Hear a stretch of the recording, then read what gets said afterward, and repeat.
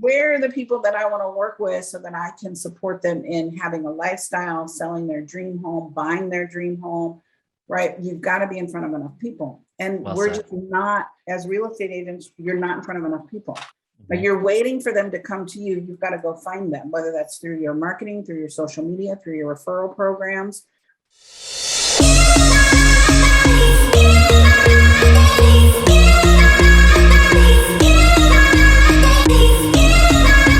What's going on, everybody? Thank you so much, as always, for tuning in to another incredible webinar with LabCoatAgents. We love you all, and we cannot wait to dive into this one. It's a huge honor and a pleasure to have Susie on board. Now, Susie, you know, the topic in and of itself is so incredible, and I know there's lots of people that want to learn and grow from one of the best and brightest in this space, but Millionaire Maker. That's a bold title. So I definitely want to dive into that, Susie. But before we jump in, I would love for you to introduce yourself a little bit to LabCoatAgents and the family, and just for everybody to get to know you a little bit before we jump in. I'd really appreciate it.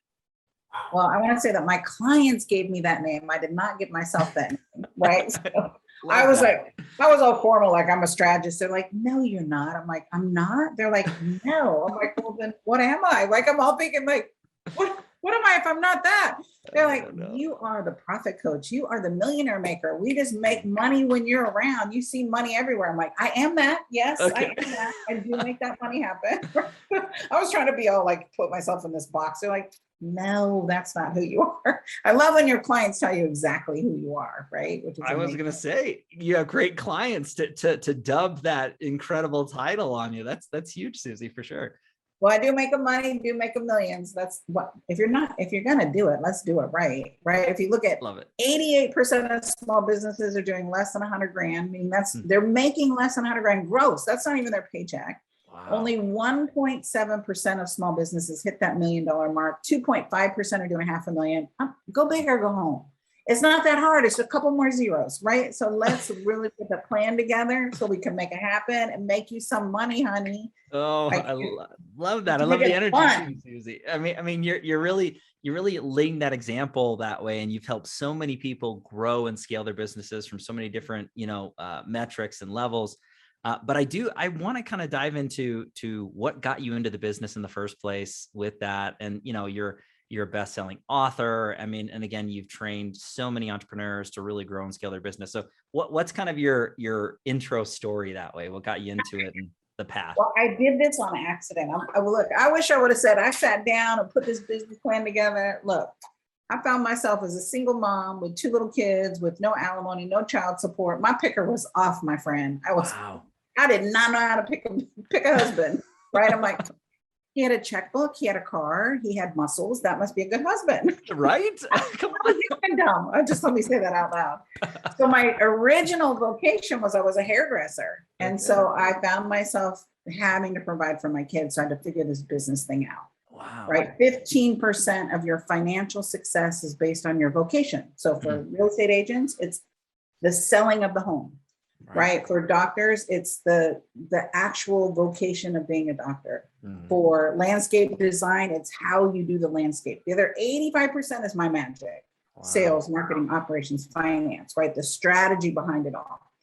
And so when I looked at that as a hairdresser, well, it's only 15% landscape design. It's how you do the landscape. The other 85%. Hold on. We're live here.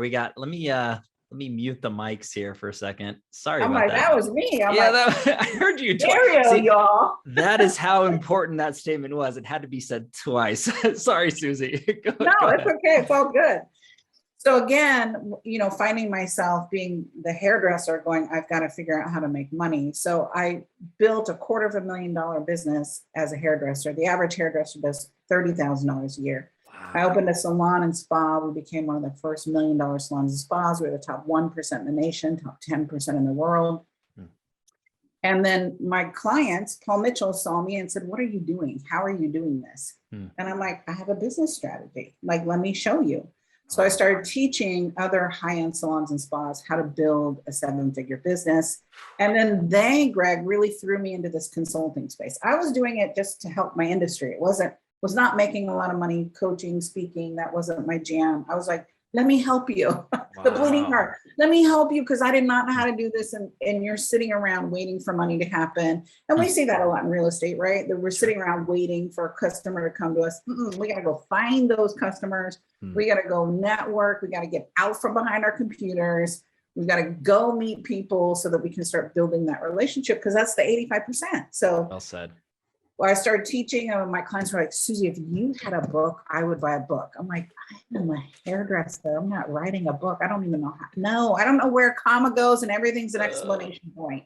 Yeah. What is a semicolon for anyways? So I wrote a book, became a bestseller in that industry. And again, I thought, Greg, that I would be famous because I wrote a book. Now you got to sell that book, right? You got to leverage that book. I'm like, oh my God. Then they're like, Susie, oh my God, I love the book. Hate to read. Do you have it in audio? I'm like, no, I just wrote a book for you. I had no strategy. So my clients kind of pushed me into this strategy, and I would just bring tools. I'd go, oh, well, here's your SOPs. They're like, can I buy that? Greg, I'm embarrassed to say, but this is back in the day. I was young and naive. I said, well, how much would you pay for that? And they're like, we would pay $1,000. I'm like, sold. How many of you want it? And I raise your hand. There was 10 people. I'm like, this is so fun. Awesome. That's how the training business came about. Was my clients really propelled me. They're like, there's this new thing. This was in 1999. There's this new thing called coaching. You should coach people. I'm like, okay, I don't know what that is, but I will coach them. So I started coaching people, and I'm like, oh, this is way too much work for the amount of money I'm charging. And then slowly just started raising my price. We built the largest training company in the beauty industry. Wow. And sold that to Ritker's Publishing for millions. And again, I'm an entrepreneur. I'm a serial entrepreneur. I've built 10 multi-million-dollar businesses, two $10 million businesses. And this is my 10th business. I just wrote my 10th book called Power Your Profits. You can see it behind me. If you're seeing us live, you're seeing us on Facebook. It's me sitting in the chair with the book. Love it. Published by Simon & Schuster.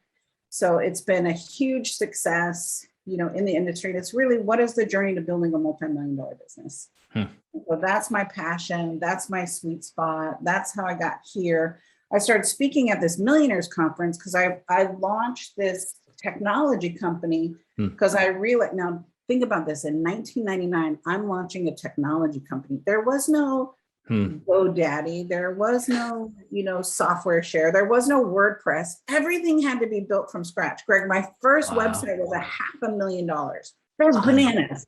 Unreal. I had to do everything. There was no Stripe, right? There was no WePay. I had to make the WePay and make the Stripe, so it was like, wow. Oh my gosh. We won the top technology company of the year award from Microsoft, which was amazing. And again, I'm like, I'm a hairdresser. But what I did, and I don't put myself down. No. I'm just saying, if I can do it, you can do it. That's all I'm saying is people go, what business school did you go to? I do have my PhD, which is my public high school diploma. There you go. The school I went to was the School of Hard Knocks. Yes. So bloody knees, bloody elbows, skin face, to go, I'm not doing that again. Right.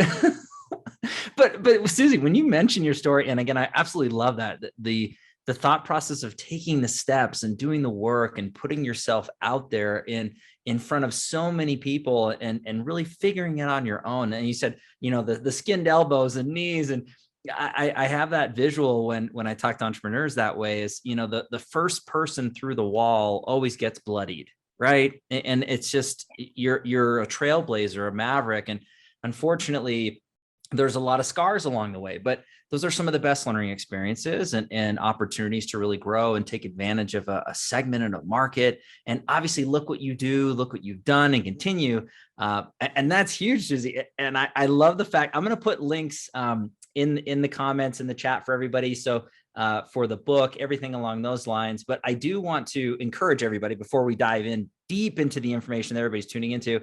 If you've got any questions or you have any thoughts, please just drop in the comments. I'll be watching those.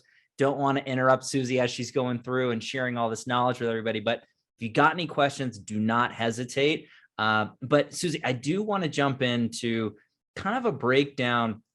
And you have so much knowledge. And I know that we only have a little bit of time to go through this. So just kind of highlights into your mind or takeaways for everybody tuning in. really, what does it look like for you when you base off of an example of daily or weekly steps or activities, whether it's for lead generation or client or customer acquisition? Would you mind sharing a little bit about that? No, there's two things I want to talk about. Sure. One is we're marketing to fans, Hmm. not clients. So if you look at your Facebook Wow. fans, if you look at your LinkedIn, those are fans, right? Hmm. You look at Instagram, they're fans, they're not clients. And so when I talk to entrepreneurs, they're like, oh, I have 5,000 people, 10,000 people on Facebook. Who cares? They're not raising their hand, right? If you look at your engagement is low. Hmm. To go, you need to find qualified people and Wow. qualified people. Now I'm sure I'm seasoned. Like if y'all listen to this, I'm seasoned. This is I not love my it. rodeo. I'm Love it. spicy, but I'm seasoned. And so for me, an ideal qualified client is my avatar, right? Mhm. And inside that avatar, you have to be doing at least $500,000 because you got to spend money to make money. You Mhm. can't just go, I'm going to start a business. No, you've got to build a website. You got to build your web page. You've got to get yourself on social. You can't do all that. Right. Right? Second, I got to love what you're up to in the world, right? It's got to be making a difference. I got to love working with you because I spend more time with you than I do my children. Wow. Right? Yeah. It's got to be fun. I'm not pushing you uphill, right? So, and you got to be able to swipe that card, right? So Mhm. Yeah. you got to love me. I got to love you. Like life's too short to work with clients that you don't like. Get rid of them, fire them. All money's not good money. Wow. So I want you to get really clear on who are those people you want to serve and then go find them. Where do they hang out? Wait, because we're in such a technology era and what's happened in the world has made us all go online. We think we don't have to go meet people. No, you still have to network. You still have to get out there. You still have to go to events. You might do them all online, but you still got to network in the background.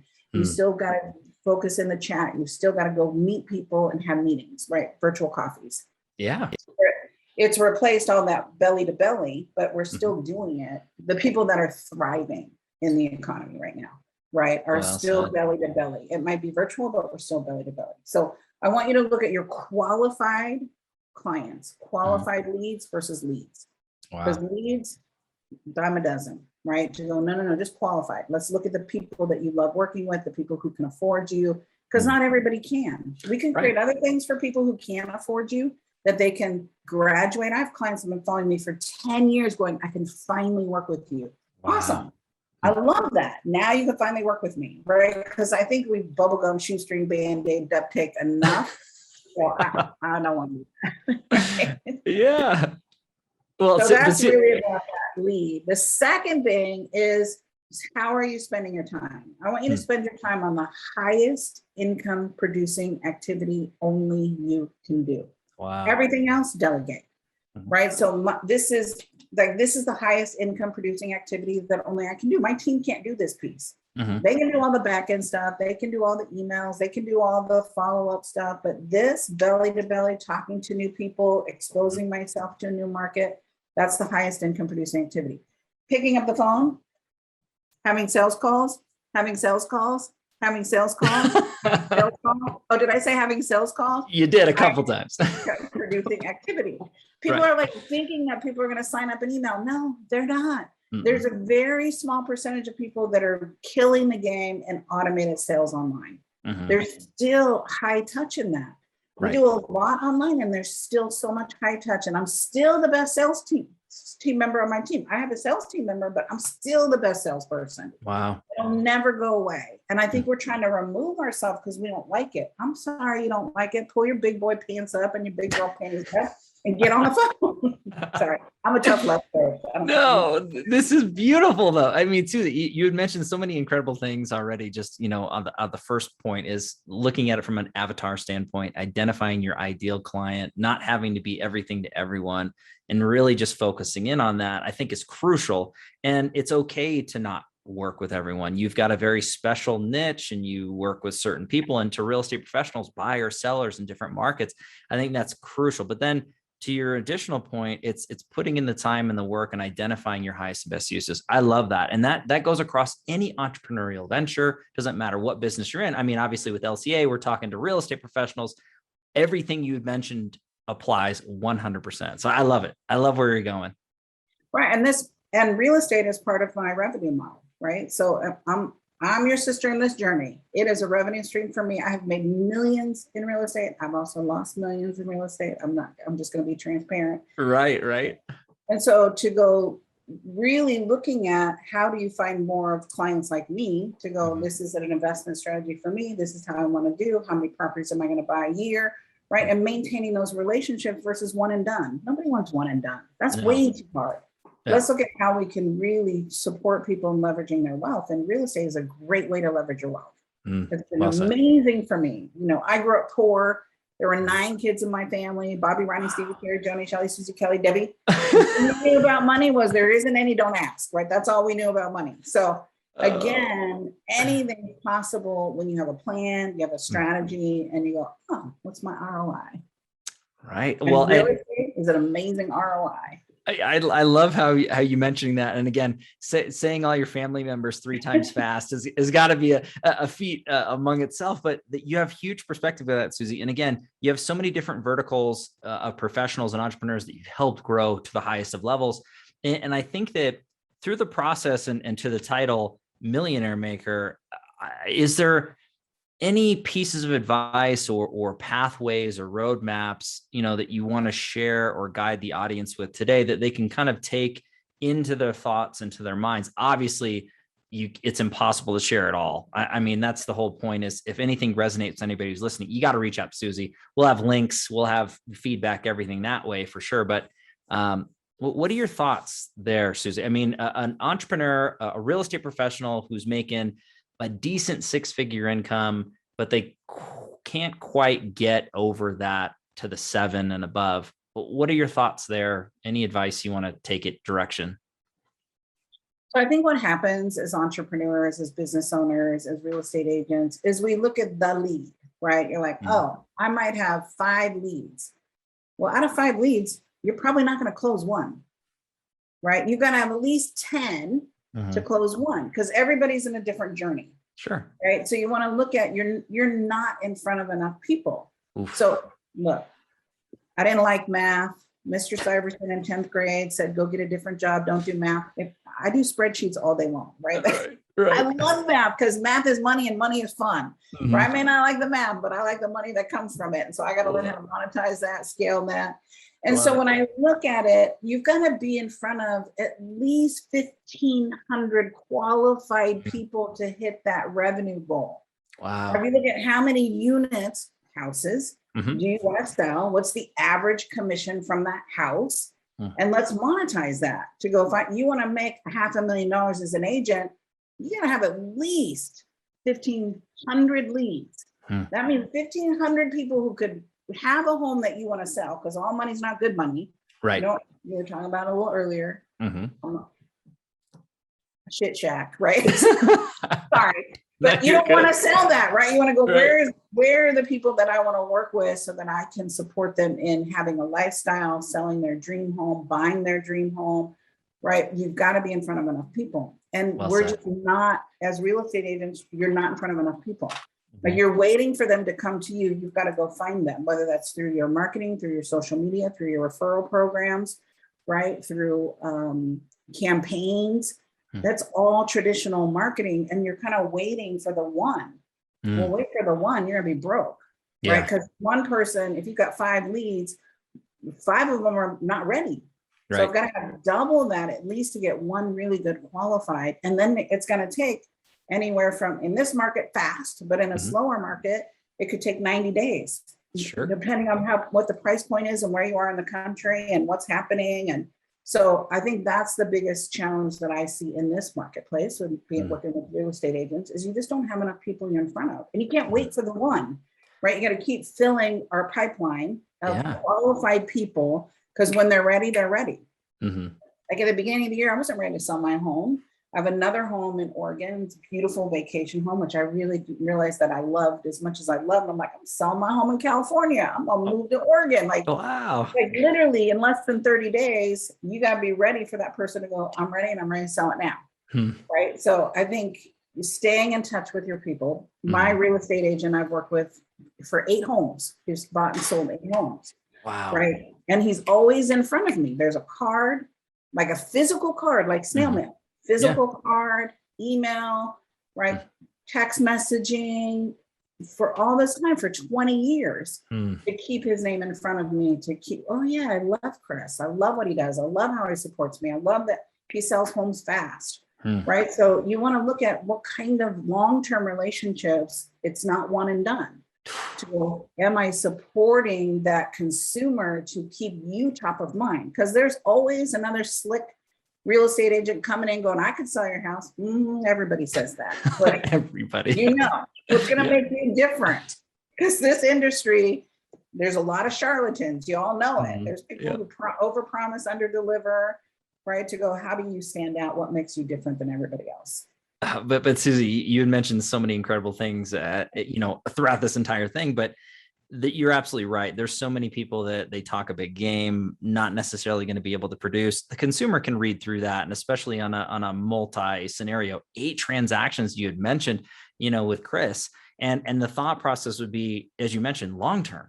I mean, that's a long-term relationship and you're building that, but it is a part of that numbers game, to your point, constantly building that pipeline bigger and wider and bringing new water into the well is the way to do it. And I don't care what product, brand, or service you have or a part of, everyone needs clientele and or customers or family followers. And those are going to eventually turn into paying revenue, right? That's a stream. So I think that just hits a lot of people home. But you had mentioned so many different things through text messages and phone calls and social media and different aspects, belly to belly, but adapting to what's happening around us and what's been happening around us. There's more than one way to physically be in front of somebody. Look what we're doing. I mean, we're worlds apart, but we're right next to each other. Exactly. And it's so intimate, right? Yeah. When you look at it, it can be so personable.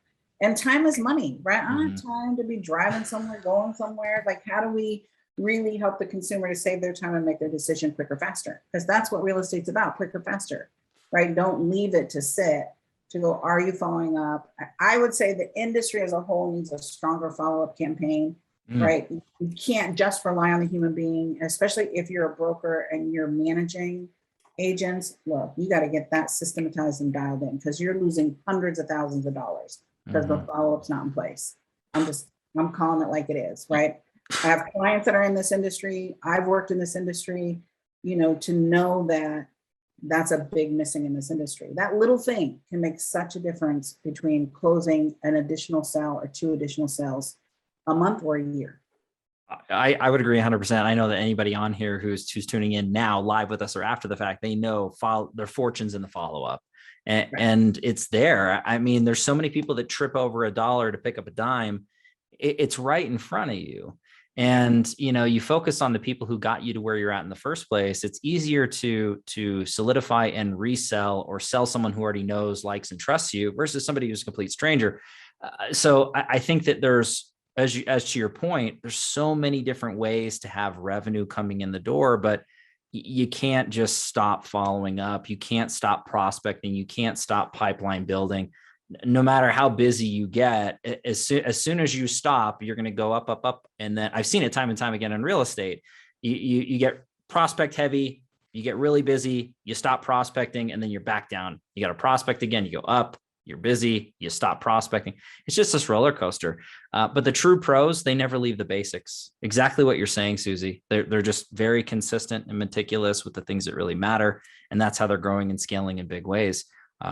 And I love that. How do you automate that, right? So you don't have this big crash. We're all going to go down, right? That's going to happen. But how do you automate that?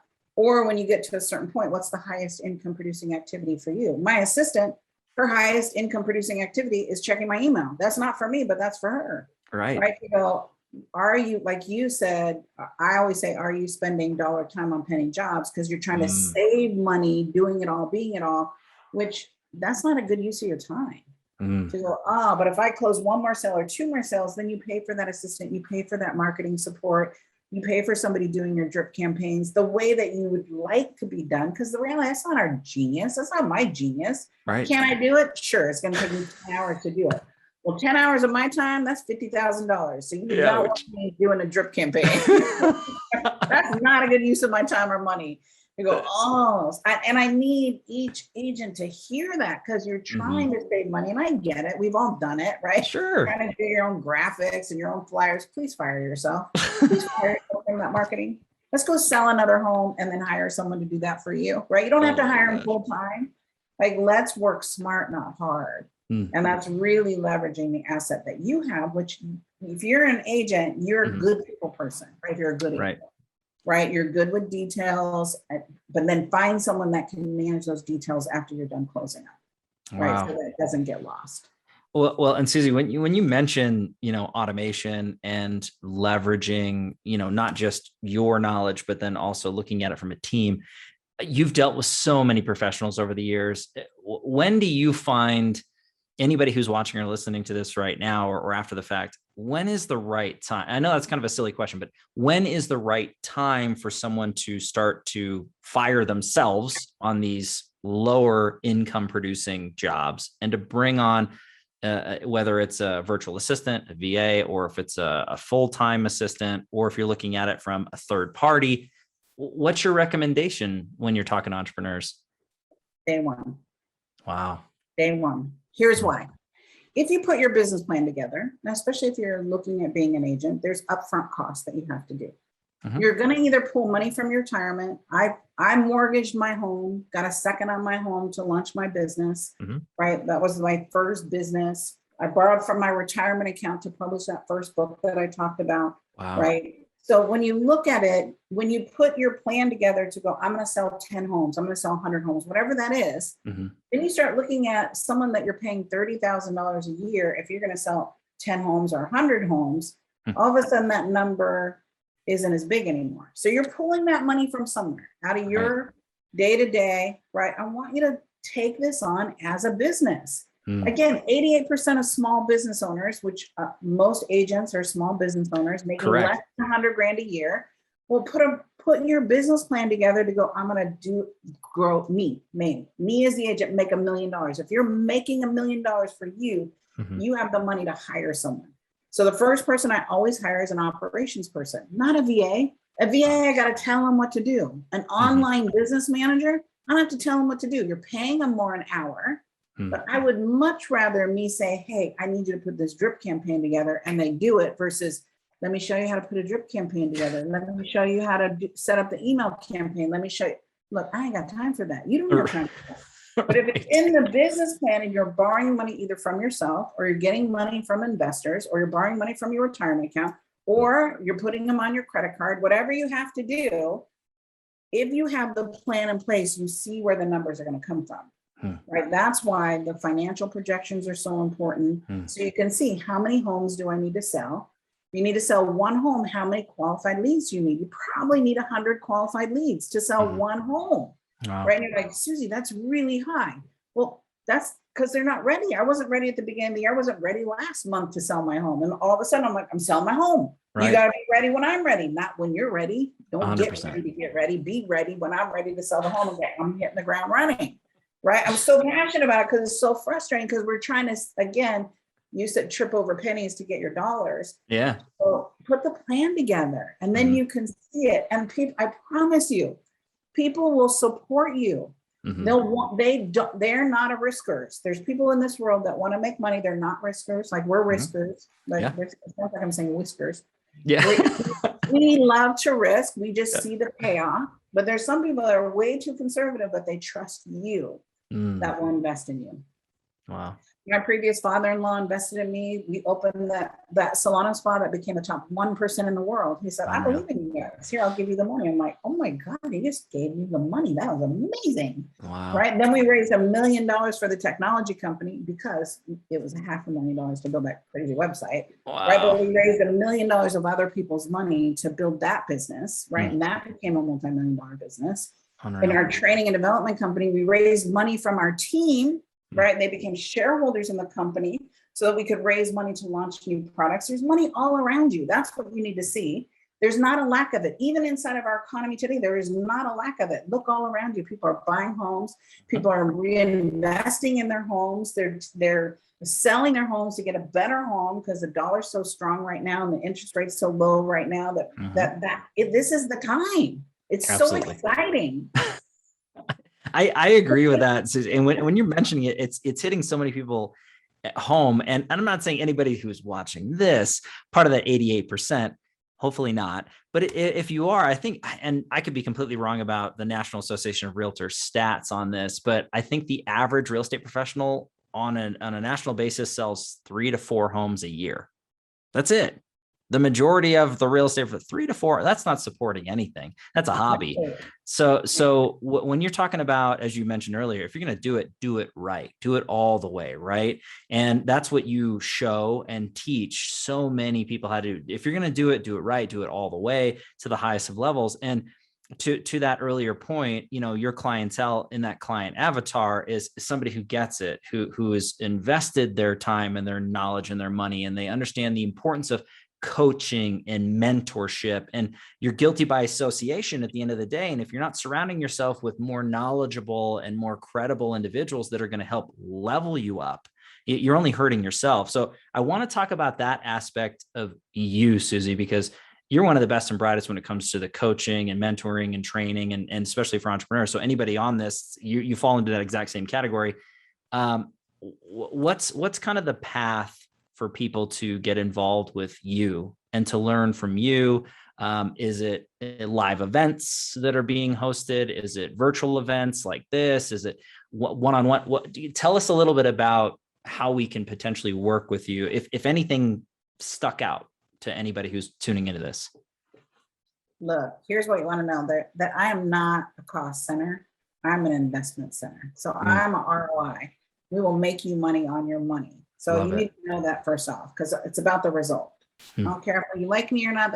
I'm not here to be liked. I'm here about helping you produce dollars and cents, right? Wow. So you can tell by my attitude, I'm tough love. Like, I'm not going to hold back, which is I what love we that. need. I think so many entrepreneurs, and in this industry, you have a back door. The back door is, I have a husband, I have a wife, I have a job, I have something that I don't have to do this, right? When as a young businesswoman, I didn't have a back door. I didn't have someone saving the day. Right. So I think you have to look at, I'm not open. I have this safety net.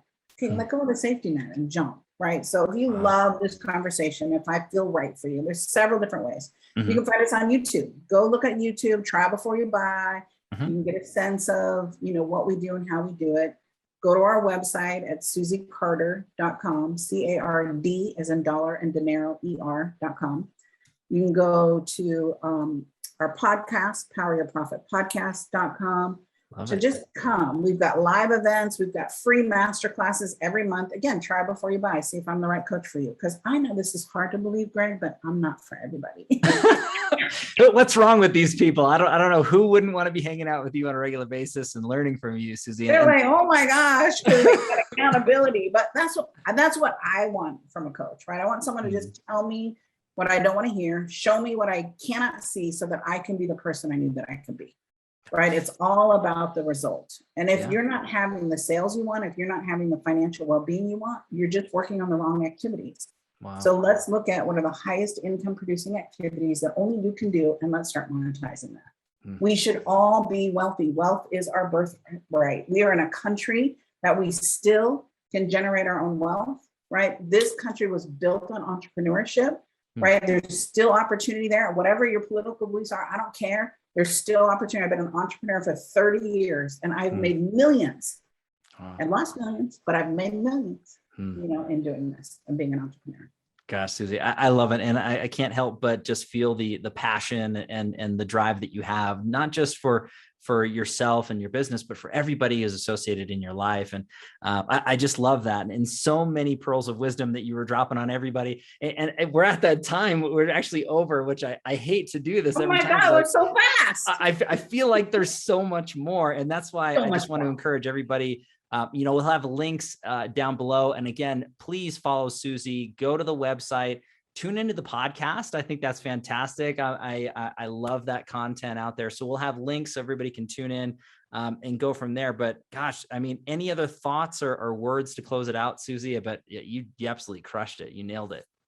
Thank you. Well, I think that the biggest thing that stops people from taking any kind of action is fear. And fear leads you to believe that where you're sitting right now is the safe place and going forward is a risk. But the truth is, you're always at risk when you're standing still, risk of stagnating, but more importantly, risk of missing out on your own destiny. You got to jump. Wow.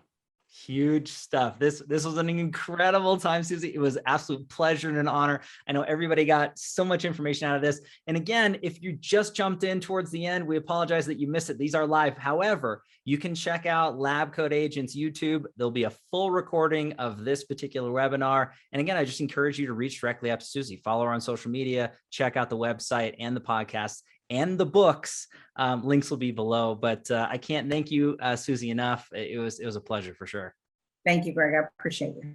And everybody out there in LabCoat world and nation, thank you so much for tuning in as always. And we'll catch everybody on the next webinar through LabCoatAgents. You have a great week and a weekend, and talk to you soon. Take care.